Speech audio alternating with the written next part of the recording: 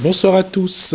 Le projet de loi actuellement à l'étude au Parlement menace-t-il des libertés individuelles, des libertés à manifester?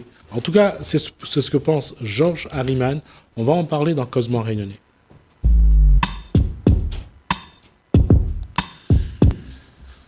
Bonsoir Georges Harriman. Bonsoir. Qu'est-ce qui vous fait dire que le texte actuel à l'Assemblée nationale, au Parlement, donc à l'Assemblée nationale, parce que généralement c'est d'abord à l'Assemblée nationale que passe en premier le texte, qu'est-ce qui vous fait dire que c'est un texte qui va menacer des libertés individuelles? D'abord, permettez-moi de... Alors, juste d'abord, on va préciser le cadre. Oui, permettez de dire quand même que le rôle de l'association n'est pas uniquement de manifester ou de critiquer, mais aussi d'apporter l'information aux citoyens. Oui. Donc, moi, je sais qu'aujourd'hui, 14 novembre, est en train de se discuter à Paris la loi d'orientation, programmation pour le ministère de l'Intérieur. Ça s'appelle l'OPMI. Dans cette loi, le gouvernement va mettre en place des amendes forfaitaires délictuelles. Alors, ce qui veut dire que dans l'avenir proche, toute personne qui va faire une manifestation, quelque chose manifestation, même si un lycéen mène un tout son lycée, fait une grève dans le lycée ou l'université, ou même quelqu'un qui est en train d'entraver la circulation en route, ben cette loi-là va autoriser les forces de l'ordre, la justice, à intervenir et à mettre une amende allant de 500 à 1 600 euros individuellement. Donc, individuellement à chaque contrevenant. C'est grave parce que nos parlementaires doivent au moins nous informer ce qui se passe. Il ne faut pas laisser voter. Non, alors d'abord, il faudra juste dire que ce texte est à l'étude. À l'étude, c'est une discussion, oui, c'est une discussion. Donc, et on nous doit en parler quand même. Donc, oui. Parce que c'est difficile d'entendre ça après. Si ça veut voter, c'est trop tard, on fera le coup en disant voilà, on va vous défendre, tout comme ça, mais c'est trop tard, c'est voter. Donc, moi, cette loi les très intrigant.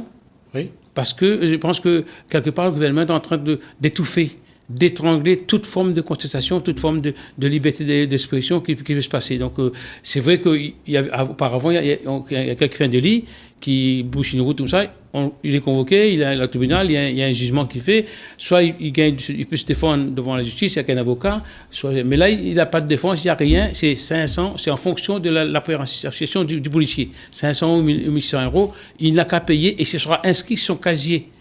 Ça, c'est pour moi, c'est pas laisser passer. C'est comme grave, c'est une atteinte à la liberté individuelle des gens. C'est très important, surtout pour la Réunion, que les gens sont manifestement mécontents souvent des fois. Alors, quelle doit être d'abord la posture des citoyens et des citoyennes? Qu'est-ce que la population doit manifester par rapport à cette discussion? Je dis bien, on est à la discussion du texte. Non, mais Nana, comme d'abord, les citoyens soient informés de cette loi, parce que la personne en connaît le déroulement, ça se passe aujourd'hui, ça va durer une semaine, ce samedi. Personne ne connaît le pourquoi, dedans. Moi, j'ai pris au hasard deux articles dedans, mais il y a plus que ça, il y a beaucoup d'articles, même ce qu'on peut faire, on peut être pénalisé, on peut être payé à tout niveau, tout le monde. Donc, en quelque sorte, il n'y aura plus besoin de tribunal. Tout sera fait en fonction d'un individu. Pour moi, ce n'est pas possible. Les citoyens doivent prendre conscience de cette loi-là. Non pas dire, allez manifester maintenant, on peut dire, on peut pas, mais au moins donner son avis au gouvernement, dire que nous sommes d'accord sur tel point de vue, passer par le député, pour le député, vous ne voulez pas voter pas cette loi-là, parce qu'il faut amender, parce qu'on veut bien être puni si on fait une erreur, mais pas inscrire notre casier judiciaire, pas nous mettre comme délinquants. Alors, la question est l'expression. Georges Harriman a parlé d'expression. Est-ce qu'aujourd'hui, on va quand même se faire un petit peu l'avocat du diable aussi. Quand il y a des manifestations à Paris, il y a souvent des casseurs qui viennent se mêler aux manifestants après qui met le désordre. Ça, c'est une réalité aussi. On n'y pas. Oui. Et après, il y a aussi des personnes qui manifestent qui ne respectent pas la loi. Mais ils ont le droit de manifester, ils sont contestataires. Non, ils ont le droit de manifester. Mais est-ce qu'ils ont le droit de ne pas respecter la loi? Mais ça dépend. Si la loi le respecte, il respecte. Parce que moi, j'ai déjà vu des occasions où la loi, comme ça, il arrive, il ne demande pas ton avis, il te tape dessus. Il ne demande pas ton avis, tu es là, tu es parti de la bande, on ne sait pas qui tu es. Et ça dépend comment ça se passe. Si je respecte la loi, il fait dans la légalité, c'est bon. Si c'est demandé par effectuer, s'accorder, c'est bon. Mais des fois, un gendarme arrive, il ne cherche pas qui est là, qui n'est pas là. Bon, elle est pam, pam, pam. Et ça amène la haine chez les autres, quoi. Ça entraîne la violence de deux côtés après. Après, c'est qui a plus pouvoir, le gendarme ils ont le gain de cause, et celui qui est en position de faiblesse, il est toujours perdant. Donc là aussi, cette loi-là va amener de l'antipathie sociale, va créer attiser encore de la colère, parce qu'entre les citoyens et la justice. Donc, au lieu d'anéantir, d'arranger les choses, on met en place des trucs. Vous savez qu'il y aura un rallonge de 15 milliards d'euros qui sera accordé au ministère de l'Intérieur pour justement former une justice implacable avec des drones, avec tout ça, des Robocop, quoi. Donc ça, c'est important quand même. Hein. D'une part, il y a les lois individuelles. Après, il y a la façon que va mettre en place l'État pour essayer de maintenir l'ordre et la justice. Maintenir, il ne veut pas dire museler. Il faut aussi que donne le choix à l'individu de montrer qu'il n'est pas satisfait, il est mécontent sur cette institution. Maintenant, s'il va devant la préfecture le matin, il gêne un parking sur une voiture, il va être pénalisé, il va le faire payer parce qu'il est venu là, alors qu'il n'est pas content. Qu'il manifeste. Bon, après, comme on dit, les manifestations sont encadrées. On demande toujours à une association qui manifeste de déposer d'abord une demande de droit de manifester en fonction de la date, de l'heure, pour que ça soit autorisé ou pas par la préfecture. Oui, mais vous savez bien, mais comme moi, après avoir tout fait, tout le monde associatif, tout le monde contestataire depuis le mandat précédent, maintenant, la position du gouvernement consiste à faire silence sur tout ce qui n'est pas content. On a décidé ça, vous vous êtes soumis ou pas. Donc, si vous n'êtes pas soumis, vous allez en prison. On va rentrer progressivement dans un régime dictatorial. C'est pas faisable. La Réunion n'est pas faite pour ça. Donc, nous, on a toujours l'habitude, en tant que Français, en tant que Réunionnais, on a toujours l'habitude de dire on n'est pas d'accord, on le dit, on le fait ressentir.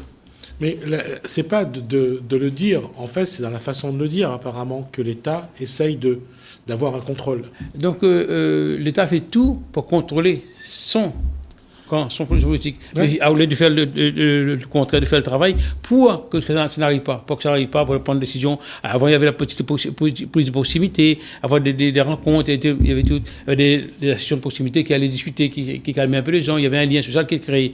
Maintenant, on a tout foutu en l'air, on a mis tout sur France Active, je ne sais pas quoi, avec des Internet pour que chacun est responsable de ses effets. Donc, maintenant, vous voulez que l'État passe par Internet. Sinon, l'État n'a pas de temps de discuter avec vous. Comme ça, s'il y a une erreur, c'est vous qui avez fait l'erreur, c'est pas l'État qui a fait. Donc, on se met tout. C'est celui qui n'est pas content maintenant. Si vous êtes dans un bureau, vous n'êtes pas content, vous causez un peu fort. Ça y est, l'amende, vous êtes l'amende. Ouais, c'est dangereux. On va où comme ça, là? Je vais me faire un petit peu l'avocat du diable. Est-ce que les citoyens français, de manière générale, et les Réunionnais, les citoyens réunionnais en particulier, est-ce qu'il y a encore des gens qui manifestent vraiment? Il y a de moins en moins parce qu'ils n'ont plus confiance, ils ne croient plus, ils sont tellement résignés dans une vie où tout va, comme dire, un pourrissement, quoi. Donc ils ont des abattus, des résignés, parfois muselés même, mais maintenant on est en train de mettre davantage de mesures pour que ça les écrase davantage. Il peut pas, le matin, même si un syndicat l'invite à défiler dans la rue, il ne viendra pas parce que s'il défile dans la rue, il gêne les voitures. Donc il va avoir une amende forfaitaire délictuelle. Vous comprenez? Donc tout ça fait peur. C'est pour faire peur à la population. Donc qu'est-ce qu'on fait? Un régime de terreur? On va vers quoi? Dans le temps de Cuba ou dans le temps de Vladimir et Poutine à La Réunion? C'est ça la politique de gouvernement? Mais est-ce que quelque part les citoyens ne se focalisent pas sur des choses parfois, j'allais dire, secondaires? Parce que quand on a regardé les manifestations des derniers manifestations syndicales parce qu'il y avait un problème sur le travail, il n'y avait pas beaucoup de monde. Je peux comprendre ça, parce que c'est pas aussi, pas un haut, pas un non, un non défilé, pas un haut, pas un non défilé. Moi, je ne peux pas être sur cela. Moi, je dis, bon, écoute, quand il y a une affaire vraiment importante, ça intéresse tout le monde, le PMI, ça intéresse beaucoup de monde. Oui, je suis d'accord sur le fait, est-ce que nos libertés individuelles ne sont pas en danger? Sur le principe, la question mérite d'être posée. Mais quand on regarde aujourd'hui, quand on appelle à manifester, que ce soit pour les syndicats du travail, que ce soit pour d'autres causes... Ben, je vous l'ai dit, le contexte est créé pour que les gens n'aient plus le moyen de bouger. Et d'abord, s'il travaille très peu, et il n'a pas beaucoup de moyens, il a un crédit sur son dos qu'il faut qu'il réponde, le loyer qui est très, très cher actuellement, l'énergie qui va augmenter.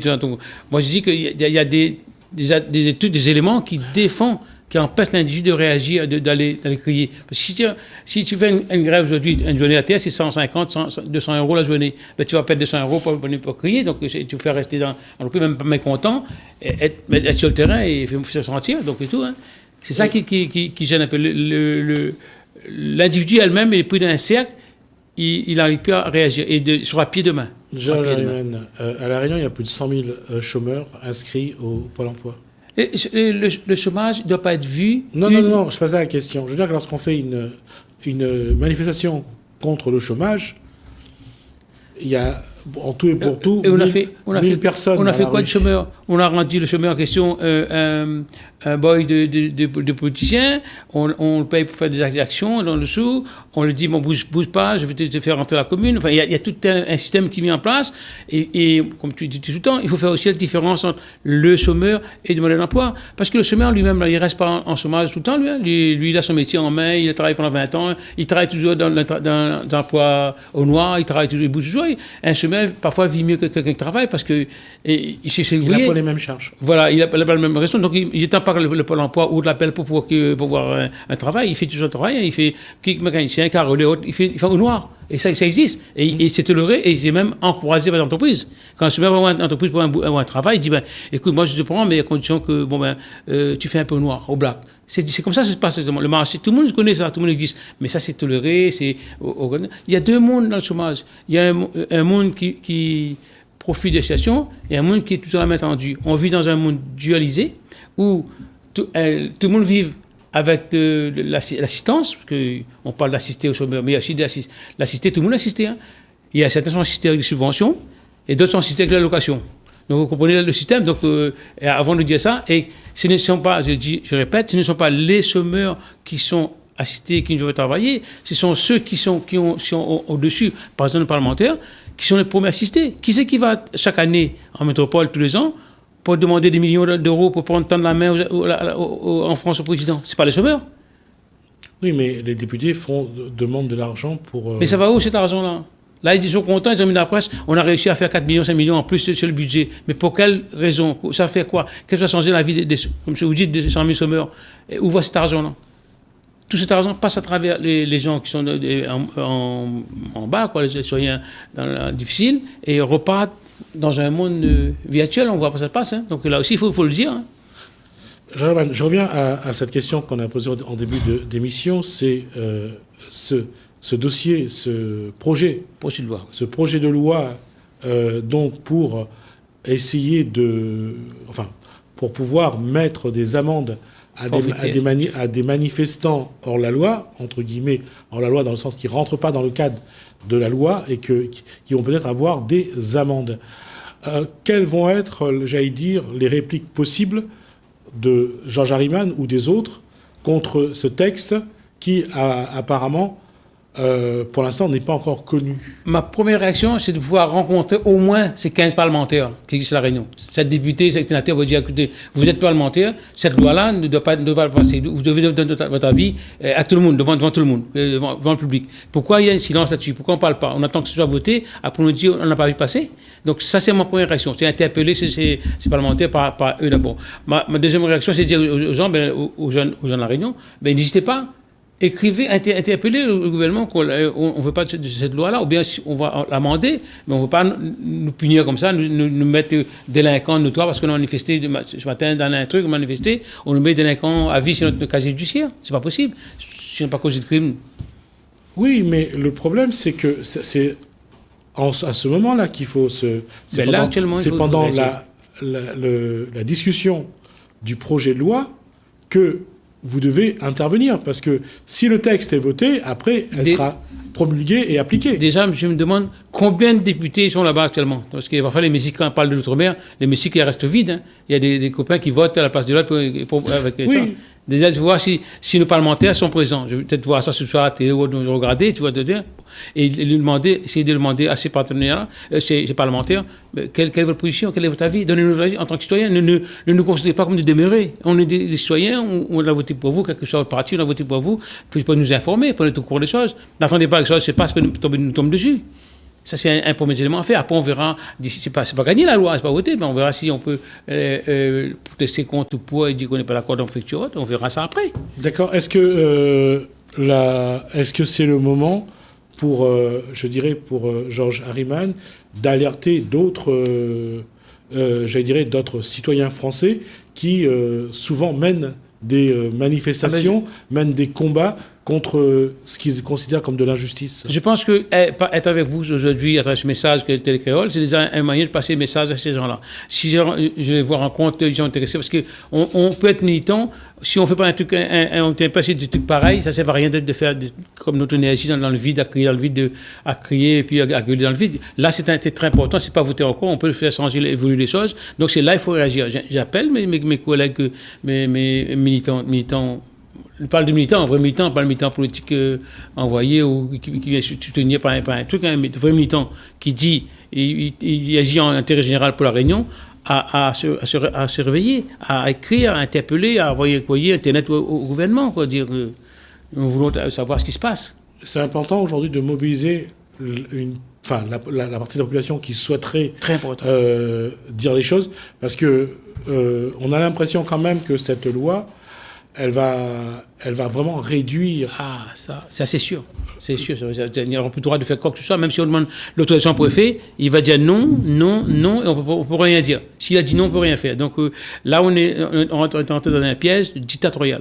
Pour moi, c'est très, très important. Il faut que les gens se réveillent. Et ce n'est pas aller batailler, c'est faire la haine, dire qu'on n'est pas satisfait, on n'est pas content. On veut bien comprendre qu'il y a des choses qui exagèrent. Des fois, pour un ou pour un non, on manifeste. Mais il y a des sujets comme ça qui paraissent pour moi importants. Et puis, de matin, si on n'est pas mécontent, on doit se faire savoir. Mais comment? Si on nous met des barrières, comment on fait savoir tout ça? Pas possible. Donc là, on rentre dans un système très autoritarisme. Ça fait peur. Alors, d'une part, je pense que si l'opposition n'est pas d'accord, je pense que la loi ira devant que je retrouve l'instance nationale qui permet de valider ou pas c'est le Conseil constitutionnel. Je pense que si ce projet passe, il peut se retrouver devant le Conseil constitutionnel. Mais encore une fois, je reviens. Qu'est-ce que la base peut faire? Qu'est-ce que les citoyens peuvent faire? En premier lieu, ce que je regrette, moi, c'est que nos députés, nos responsables parlementaires n'ont pas su créer un relais à La Réunion en ce qui concerne le travail de métropole.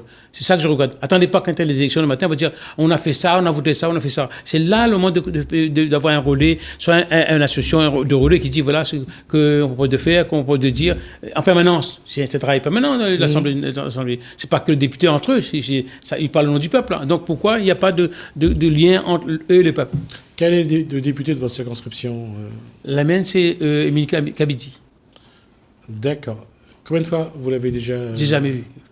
À part ces images, quoi. Est-ce que vous avez essayé de rentrer en contact? Mais elle n'est pas la seule. J'ai jamais eu de député à La Réunion, moi. Depuis que je suis militant, depuis 1985, les députés, c'est impossible à accoster. On a parlé de l'adresse, on ne sait pas comment l'accoster. J'ai essayé une fois d'accoster Mme Bassir. Oh, elle passe par un chemin, elle passe par une secrétaire, elle passe par une dame. Après, c'est tombé à l'eau, quoi. Donc, je vous dis, et avec connaissance de cause, avec argument, que je n'ai jamais rencontré dans le cadre un député de son cadre. J'ai rencontré un député qui était maire en tant que maire, mais pas en tant que député. Député et sénateur, on ne le voit pas. J'étais à Paris, j'étais même au Sénat, j'ai demandé à voir Mme Nassima. J'ai vu son collaborateur, mais je n'ai pas vu Mme Nassima à Paris. Donc, j'ai l'occasion d'être souvent dans le parage avec ma fédération, mais ces gens-là ne veulent pas, n'entend pas parler avec des gens comme nous. On n'est pas à la hauteur de le côtoyer, de le présenter. Ils ont été élus, c'est vrai, c'est légal, c'est légitime, mais après ça, les citoyens n'ont rien à leur apprendre. Il sait tout, il connaît tout, donc voilà. D'accord. Alors, qu'est-ce que Georges Harriman veut faire pour essayer déjà de faire en sorte que les gens apprennent qu'il y a une loi? Là, je vais, par exemple, imprimer un tract, un papier tract, et aller le distribuer publiquement en disant aux gens, voilà ce qui se passe en tant que du métro qui va changer. Un tract, ça qui veut prendre, il ne prend pas, tant pis, mais moins, on aura fait notre travail d'information sur le terrain, c'est important, mais pas important. Et est-ce que Jean Harriman va essayer de rentrer en contact avec un parlementaire ou une parlementaire Mais de bien la sûr Réunion? que j'ai essayé. D'abord, celui que je connais, Mme Kabidi, je vais essayer de rencontrer si c'est possible, si y a l'occasion. Si elle est en métropole, on peut le voir, si on débat, d'accord, mais si elle a la Réunion, on va voir s'il peut rencontrer. Mais encore faut-il, va-t-il me recevoir? Je ne sais pas, comme vous savez, quand vous êtes un militant, vous n'êtes pas trop bienvenu, quel que soit le parlementaire face de vous. Pourtant, moi, j'ai toujours crié que je suis un citoyen engagé d'intérêt général. Je ne m'engage pas dans un truc partisan. Jamais.